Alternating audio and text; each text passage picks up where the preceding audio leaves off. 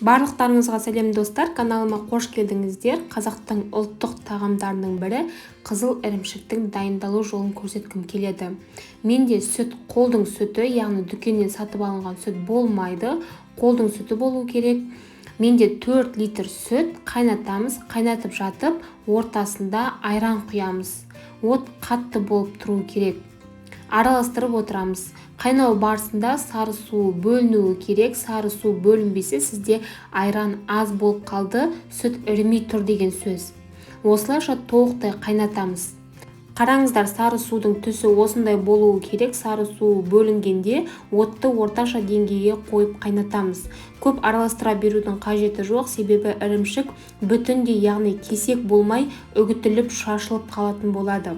Осы жерде қалауларыңызша қант қоссаңыздар да болады. Қантты өзіңіздің қалағаныңызша дәміне қарай қосамыз. Қант тәтті болмасын деп 50 грамм қостым.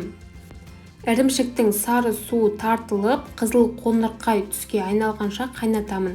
Менде 3-3,5 сағат қайнады. Ірімшік дайын болды. Дайын ірімшікті сары судан сүзіп аламыз. Асты тесік ыңғайлы ыдысқа салып, марліге орап, бетіне ауыр затты қойып, шамамен 7-8 сағатқа немесе 1 түнге қалдырып қоямын. Ірімшік өте дәмді болып шыққан. Менің балаларыма ұнады. Сіздерге де ұнайды деген сенімдемін. Міндетті түрде дайындап көріңіздер.